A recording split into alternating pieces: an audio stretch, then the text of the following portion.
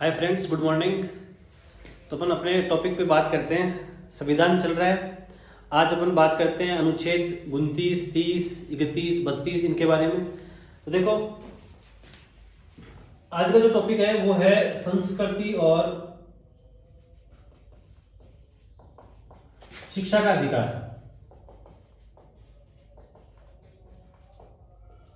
अनुच्छेद जो है वो है 29 और 30। अनुच्छेद 29 और 30 संस्कृति और शिक्षा का अधिकार। देखो क्या है अनुच्छेद जो 29 है, फर्स्ट वो क्या कहता है आपको कि आप अल्पसंख्यक जो भी है, अल्पसंख्यक वर्गों के हितों का अधिकार। अल्पसंख्यक वर्गों के हितों का अधिकार कहने का मतलब ये है कि जैसे मान लो अपने देश के अंदर अलग प्रकार के धर्म है, हिंदू है, मुस्लिम है, सिख है, ईसाई है, अलग प्रकार के अल्पसंख्यक भी है ये, और उसके साथ साथ अलग प्रकार के जैसे मान लो जातियां हैं, उन सब की अलग अलग संस्कृतियां हैं। तो जितने भी संस्कृति है उनकी भाषा है, लिपि है, वो कोई भी अपनी संस्कृति को बचा सकते हैं, उसके लिए उनके पास में अधिकार है। कई जैसे अपना राजस्थान है, राजस्थान में भी आपको बहुत से ऐसे जगह मिलेगी जहाँ पे जैसे पश्चिमी राजस्थान है, उसका अलग प्रकार का कल्चर है, उसमें अलग प्रकार की संस्कृति है, उसमें अलग प्रकार का रहन सहन है, वेशभूषा है। उसी प्रकार से जैसे आप साउथ राजस्थान में जाएंगे तो वहाँ आपको अलग प्रकार की मिलेगी। आपको इधर जयपुर, अलवर, भरतपुर इधर जो आप जाओगे तो आपको अलग प्रकार की मिलेगी, शेखावटी में अलग प्रकार की मिलेगी। तो प्रत्येक व्यक्ति को अपनी जो संस्कृति है उसको बचाने का अधिकार है, और ये जो अधिकार है वो अनुच्छेद 29 अपन को देता है। तो 29 जो सेकंड है, उस 29 सेकंड के अंदर क्या कह रहा है, 29 सेकंड में ये कह रहा है कि आपके पास जितने भी शिक्षण समूह है उनमें आप प्रवेश ले सकते हैं। जैसे मान लो गवर्नमेंट के द्वारा जो भी आपके पास शिक्षण संस्थाएं खुली हुई है उनमें अपन प्रवेश ले सकते हैं। हालांकि जैसे प्राइवेट संस्थाएं हैं उनमें अलग प्रकार के फाउंडेशन है तो वो हो सकते हैं, वो उनका अधिकार है। लेकिन अगर कोई गवर्नमेंट की कोई भी शिक्षण संस्था है तो उसके अंदर कोई भी व्यक्ति उसमें प्रवेश ले सकता है। तो प्रवेश लेने के लिए ये है 29। अनुच्छेद 30 की बात करते हैं। 30 जो अनुच्छेद है उस अनुच्छेद में है कि जो गवर्नमेंट की जितनी भी संस्थाएं हैं उनकी स्थापना आप हो रही है। जैसे मान लो शिक्षण संस्थाओं की स्थापना करना है, उसके बारे में बताया गया। ज्यादा नॉर्मली है, ये ज्यादा इंपॉर्टेंट नहीं है। तो अभी जो अपन ने 29 और 30 के बारे में पढ़ा, बस संस्कृति और शिक्षा का अधिकार। और संस्कृति और शिक्षा के अधिकार के अंदर 29 फर्स्ट के अंदर तो ये है कि अपन जितने भी संस्कृति अपने जहाँ भी कोई सी व्यक्ति के पास में अलग अलग जो भी संस्कृतियां हैं उनका वो बचाव कर सकता है। और सेकंड के अंदर शिक्षण संस्थाओं में प्रवेश ले सकते हैं अपन। और 30 के अंदर जो है वो ये है कि अपन गवर्नमेंट के द्वारा स्थापना की जा सकती है शिक्षण संस्थाओं की।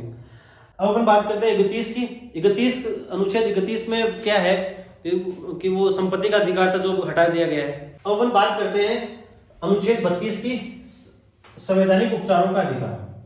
कहने का मतलब ये है कि जैसे मान लो अपन को संविधान के तहत जो 6 अधिकार अपन को प्राप्त हुए हैं, जो मूल अधिकार अपन को प्राप्त हुए हैं, उनमें अगर अपने साथ में जैसे मान लो दुर्व्यवहार हो रहा है, जैसे मान लो छुआछूत का अधिकार, ये छुआछूत अपने साथ में नहीं होनी चाहिए, और अपने साथ में अगर हो रही है तो इनके तहत अगर अपन कहाँ अपन उसकी अपील कर सकते हैं, कहाँ उसका अपन को उपचार मिल सकता है। तो ये अपन को जो उपचार मिलता है वो मिलता है कोर्ट से। तो कोर्ट सबसे बड़ा होता है। अपन ये कहते हैं कि यूपीएससी फाइट करते हैं, आईएएस बन जाएंगे और एक अलग प्रकार का रुतबा होगा, लेकिन उससे भी बड़ा होता है जो आपके पास में जैसे जितने भी कोर्ट हैं, चाहे वो हाई कोर्ट हो, उनका जज, हाई कोर्ट का जज, हाई कोर्ट का तो वकील ही आपके पास में बहुत ज़्यादा अपने आप में मायने रखता है। और अगर सुप्रीम कोर्ट के किसी जज से बात करनी हो अपन को तो वो मान लो कितने आईएएस वाईएएस उसके चारों तरफ चक्कर लगाए, उसको कोई फर्क नहीं पड़ता। तो कोर्ट जो है वो अपन को जीने देता है। कहने का मतलब ये है कि आप वहां जाओ, वो आपकी सुनेगा, और कोर्ट के सामने हमेशा जो न्याय होगा वो सत्य ही होगा। तो कहने का मतलब ये हुआ कि अपने पास अगर कोई भी दुर्व्यवहार हो रहा है या अपने साथ में कुछ भी सही नहीं हो रहा, अपने मौलिक अधिकारों के साथ में अगर कोई गलत हो रहा है, तो वहां वो अपन कहाँ जाकर उसकी याचना दे सकते हैं, और कहाँ जाकर उसके बारे में अपन अपनी पीड़ा को बता सकते हैं, तो वो है कोर्ट। कोर्ट में जाकर अपन अपनी बातों को रख सकते हैं, वो अपन को न्याय जरूर देंगे। तो कहने का मतलब ये हुआ कि अगर आपके पास जैसे मान लो मूल अधिकारों का उल्लंघन आपके साथ में हो रहा है, मूल अधिकारों का उल्लंघन अगर आपके साथ में हो रहा है, तो अनुच्छेद 226 के तहत आप कोर्ट में जाकर उसके लिए अपना जो रिट लगा सकते हो, कोर्ट में जाकर उसके मुकदमा लगा सकते हो। अब अपन बात करते हैं आगे। मान लो जनहित याचिका क्या होती है। एक होती है जनहित याचिका, बहुत बार आपने सुना होगा कि जनहित याचिका ये है वो है। एक्चुअल में होती क्या है, मान लो अगर कोई व्यक्ति के साथ में जैसे मान लो दुर्व्यवहार हुआ, तो वो जाके क्या करेगा, वो तो कोर्ट में जाकर अपील कर सकता है। लेकिन फिर भी अगर किसी संस्था के द्वारा या किन्हीं ऐसे व्यक्तियों के द्वारा अगर मान लो समाज में अगर कोई गलत हो रहा है, या समाचार पत्रों के तहत अगर मान लो कोर्ट को ये इस चीज का पता चल रहा है, तो किसी की रिट लगाने की आवश्यकता नहीं है। कोर्ट डायरेक्ट अपना संज्ञान दे सकता है। कहने का मतलब ये हुआ कि अगर समाचार पत्रों में स्वतः संज्ञान लेना, संज्ञान के तहत कार्रवाई करना है जो भी है, मतलब समाचार पत्रों के अंदर मान लो कोई चीज छपी और प्रूफ ये है, मान लो समाचार पत्र यानी कि दैनिक भास्कर के अंदर कोई भी खबर छपी हुई है और उस खबर से अपन को ये कोर्ट को ये पता लगता है कि वास्तव में लोगों के साथ में गलत हो रहा है, तो किसी को कहने की या किसी के रिट लगाने की आवश्यकता नहीं है। कोर्ट डायरेक्टली उसके ऊपर कार्रवाई कर सकता है। ये होती है जनहित याचिका। जनहित याचिका का मतलब यही होता है कि लोगों के हित के अंदर याचिका कोर्ट स्वतः लगा सकता है। अब अपन आगे बात करते हैं। मान लो अब ये इस अनुच्छेद जो 32 आपके पास में, इस 32 के तहत कितने प्रकार की रिट लगा सकते हैं, तो 5 प्रकार की रिट कोर्ट में अपन लगा सकते हैं। 5 प्रकार की रिट अपन कोर्ट में लगा सकते हैं। पहली जो बात है, कोर्ट कौन कौन से आदेश अपन को ये संविधान देता है, कौन कौन से अधिकार अपन को ये देता है, जिसके तहत अपन अपने जो अधिकार है, संवैधानिक जो अधिकार है, उनका अपन को पालन होता है, उनका उपचार जो होता है। तो पहला जो होता है वो होता है जैसे मान लो बंदीकरण या बंदी प्रत्यक्षीकरण मान सकते हैं। प्रत्यक्षीकरण, देखो बंदी नाम सुना हुआ है। बंदी का मतलब वो बंदा, बंदी वाला वो बंदी नहीं है। ये बंदी क्या है, बंधन करना है, बांध। कहने का मतलब आपको मान लो गिरफ्तार कर लिया, आपको बंदी बना लिया, कोर्ट पुलिस ने आपको बंदी बना लिया। पुलिस के पास में ये अधिकार नहीं है कि आपको 5 दिन 7 दिन तक वहां रखे। अगर आपको कोई ना कोई पुलिस वाला या किसी कोई थाने का कोई भी है, वो आपको पहले स्टार्टिंग के अंदर आपको अपनी जेल में किस थाने में ले गया और उसके बाद में वो केवल 24 घंटे ही आपको वहां रख सकता है। 24 घंटे बाद में उसको कोर्ट में पेश करना ही होता है। आपने कौन से जुर्म के तहत उसको गिरफ्तार किया है, उसके खिलाफ कौन कौन से कार्रवाई आप लोग कर रहे हो, वास्तव ये सही है या नहीं है, ये आपको कोर्ट को बताना होता है। तो कहने का मतलब आप कोई भी थानेदार हो, कोई भी पुलिस वाले हो, कोई भी मान लो आपके पास में कोई थाना हो, वो आपको 24 घंटे से ज्यादा बिना कोर्ट की अनुमति के आपको अपने पास में नहीं रख सकता। अगर उनको ऐसा लगता है तो उसको कोर्ट में पहले पेश करना होगा, कोर्ट उसको आदेश देगा। बहुत बार ये होता है कि इस फला व्यक्ति को 5 दिन की रिमांड के लिए भेज दिया गया, कोर्ट ने 4 दिन की रिमांड के लिए भेज दिया गया, तो वो कोर्ट आदेश देता है, उसके बाद में ही पुलिस थाने के में जो कर्मचारी वो उसको रखते हैं। ऐसे आप बिना कोर्ट की इजाजत के 24 घंटे के अंदर अंदर आपको उसको कोर्ट में पेश करना ही होता है। ये है बंदी प्रत्यक्षीकरण। ये पहली रिट लगा सकते हैं। तो पहला जो है वो ये है। दूसरी जो बात है वो ये है कि आपके पास में जैसे परम आदेश, क्या है मतलब, देखो परम आदेश का मतलब ये हो गया कि जैसे मान लो अपने घर के अंदर दादाजी हैं, पिताजी हैं, फिर अपन है। अपने ऊपर आदेश कौन दे सकता है, पिताजी। पिताजी के ऊपर भी आदेश कौन दे सकता है, दादाजी। उसी के अनुसार एक तो होता है सुप्रीम कोर्ट, उसके बाद में राज्य का हाई कोर्ट, और फिर उसके नीचे अपने पास जैसे अधीनस्थ जितने भी कोर्ट है वो। तो अधीनस्थ कोर्ट के ऊपर हाई कोर्ट होता है, जो जैसे मान लो अभी अपने राजस्थान की अपन बात करें तो सुप्रीम कोर्ट दिल्ली में, हाई कोर्ट राजस्थान में जोधपुर में, और उसके बाद में जितने भी जिले लेवल के हैं, तहसील लेवल के हैं, तो तहसील लेवल के जितने भी है उनके ऊपर आदेश कौन दे सकता है, जिले लेवल का। जिले लेवल के ऊपर आदेश कौन दे सकता है, अपने स्टेट लेवल का, जैसे मतलब हाई कोर्ट। इसके ऊपर भी कौन ले सकता है, सुप्रीम कोर्ट। तो सुप्रीम कोर्ट आदेश दे सकता है अपने छोटे वालों को, उसके अलावा और कुछ नहीं। ये देखो कौन कौन से चीजों के लिए आदेश दे सकते हैं। जैसे मान लो आपके पास में आपके कोई भी गवर्नमेंट अधिकारी हो, कोई भी गवर्नमेंट की तरह से कोई भी गलत कोई आदेश दिया गया हो, वो उनके ऊपर भी कार्रवाई कर सकते हैं। ये कार्रवाई राष्ट्रपति और राज्यपाल के ऊपर ये कार्रवाई नहीं कर सकते। बाकी इस समय अगर ऐसी कोई कंडीशन होती है तो ये इनके ऊपर कार्रवाई कर सकते हैं। जितने भी कोई गवर्नमेंट के अधिकारी हों, कोई भी जैसे मान लो आपके पास मंत्री हो या सरकार के कोई भी कर्मचारी हो, सरकार हो, इनके ऊपर ले सकते हैं। आगे की जो तीसरी जो रिट है वो है प्रतिषेध। तो प्रतिषेध का मतलब क्या होता है? मना करना। प्रतिषेध का मतलब होता है मना करना। कहने का मतलब ये है कि आपके ऊपर जैसे जिस प्रकार से परिवार में, फैमिली में बड़े जो हैं वो छोटे वाले को मना कर सकते हैं।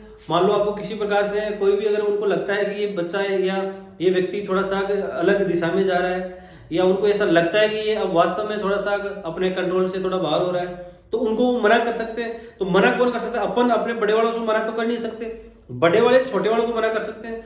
वही कंडीशन यहां होती है।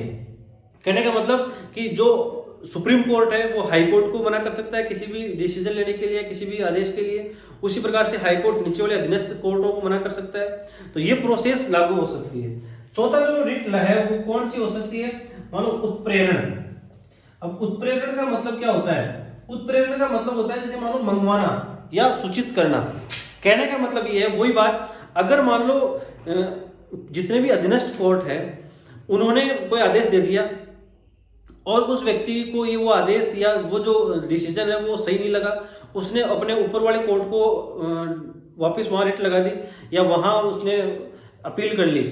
तो जैसे मान लो आपके पास हाई कोर्ट में वो बात पहुंच गई, तो हाई कोर्ट नीचे वाले जितने भी कोर्ट हैं जिन्होंने डिसीजन दिया है उनसे वो कॉपी मंगवा सकता है, उनसे वो सारे के सारे सबूत मंगवा सकता है। और उसी प्रकार से अगर वो अपील मान लो सुप्रीम कोर्ट तक पहुंच गई तो सुप्रीम कोर्ट भी हाई कोर्ट से इनसे क्या कर सकता है? वो मंगवा सकता है वो सारे के सारे दस्तावेज, वो सारे के सारे सूचनाएं, वो सारी के सारी। तो कहने का मतलब ये हुआ कि वो अपने सूचनाओं को उनको मंगवा सकता है। पांचवी जो बात है, पांचवी जो रिट लग सकती है वो लग सकती है मान लो अधिकार परीक्षा। कहने का मतलब ये हुआ कि अपन को कोई भी व्यक्ति अगर मान लो पूछे कि आप अपने बारे में पूछे या अपन के किसी कार्य के बारे में पूछे, तो अपन उसको ये पूछ सकते हैं कि आपको कौन सा अधिकार है। मान लो अगर आपके पास कोई गवर्नमेंट स्कूल है और उसके में कोई भी जैसे मान लो पटवारी आ गया, ग्राम सेवक आ गया और वो आपको पूछने लग गया, तो आप उसको पूछ सकते हो कि आपको कौन सा अधिकार के है ऐसा कि जिसके तहत आप ये पूछ सकते हो हमको, कि बच्चों के बारे में पूछे, मान लो किसी भी नॉलेज के बारे में पूछे और किसी मैटर के बारे में पूछे, तो उनको कोई अधिकार नहीं है। जिसको अधिकार है वही उसके बारे में पूछ सकता है। तो कहने का मतलब आप इनके बारे में ये अधिकार परीक्षा का इसका मतलब ये है कि ये आप रिट लगा सकते हो। कोई भी आपको जबरन पूछे करे जिनका ये अधिकार नहीं है, जो कार्य उनके करने का है ही नहीं, उसके बारे में वो ज्यादा पूछ नहीं सकते, उसके बारे में आप उनको पूछ सकते हो कि आप कौन से अधिकार के तहत हमके ऊपर ये इल्जाम लगा रहे हो, हमारे को ये चीजें आप पूछ रहे हो। तो ये जो चीजें हैं ये अनुच्छेद 32 है, संवैधानिक उपचारों का अधिकार। इसमें देखो एक चीज और थी, वो ये थी कि ये जो संवैधानिक उपचारों का अधिकार जो है उसको इस संविधान की आत्मा भी कहा जाता है। हालांकि आत्मा वैसे प्रस्तावना को कहा जाता है, लेकिन भीमराव अंबेडकर जो थे उनके तहत उन्होंने ये कहा कि ये जो संवैधानिक उपचारों का अधिकार है वो इस संविधान की आत्मा है। हालांकि आत्मा जो है जैसे हृदय है, हृदय को ही बोलते हैं, हृदय मेन होता है अपने शरीर के लिए, अगर वो धड़कना बंद कर दे तो अपनी बॉडी के अंदर कोई रिएक्शन नहीं होती, अपन मृत माने जाते हैं। उसी प्रकार से ये जो चीज है, ये संवैधानिक उपचारों का अधिकार, ये इस संविधान की का हृदय है। अब अपन बात करते हैं अनुच्छेद 33 की। देखो अनुच्छेद 33 में ये कहा गया है कि जैसे सीमा सुरक्षा बल है, बीएसएफ है, डिफेंस, इनके ऊपर ये चीजें लागू नहीं हो पाती, उनका एक अलग सिस्टम होता है, उनको आप इसमें इन्वॉल्व नहीं कर सकते। अब अपन बात करते हैं अनुच्छेद 34 की। अनुच्छेद 34 देखो क्या है कि जैसे मान लो आपके पास कहीं किसी स्टेट में या किसी ऐसी जगह पे कर्फ्यू लगा हुआ है, धारा 144 लगी हुई है, या आपको जहां सेना का ऊपर राज है या सेना वहां बाहर घूम रही है और आप ये कहो कि हमें तो सब स्वतंत्रता का अधिकार है, हमें तो घूमने फिरने का अधिकार है, और सेना आपके सामने आकर 2-4 सपेटे मार दे तो आप ये कहो कि इस कोर्ट में जाकर केस कर सकते हो, तो ये गलत है। अनुच्छेद 34 में ये कहा गया है कि अगर आपके पास सेना विधि लगी हुई है, कहने का मतलब सेना का राज अगर यहाँ है, कर्फ्यू लगा हुआ है, तो आपको अधिकार नहीं, वो सारे आपके अधिकार समाप्त हो जाएंगे, वहां सेना के अनुसार ही कार्य चलेगा। अब अपन बात करते हैं अनुच्छेद 35 की। तो अनुच्छेद 35 क्या कहता है? अनुच्छेद 35 ये कहता है कि ये जो सिस्टम है पूरा का पूरा, इसमें संशोधन करने का मान लो या कोई नियम कानून बनाने का काम है वो संसद कर सकती है। उसका पूरा का पूरा जो अधिकार है वो संसद पे है। तो आज अपने बात की अनुच्छेद 29 से 35 तक के बारे में, और उसके अंदर मेन जो था वो था संवैधानिक उपचारों का अधिकार अनुच्छेद 32, जिससे हर एग्जाम के अंदर क्वेश्चन जरूर रिपीट होते हैं, क्वेश्चन जरूर आते हैं। इसको आप अच्छे प्रकार से मेंटेन करेंगे, अच्छे प्रकार से इसको पढ़ेंगे, एक दो बार वापस से पढ़ेंगे तो आपको पूरी चीज समझ में आ जाएगी। तो अपना कंप्लीट हो चुके हैं अनुच्छेद 35 तक। अब नेक्स्ट अपन आगे पढ़ेंगे नेक्स्ट क्लास में। तब तक के लिए जय हिंद, जय भारत।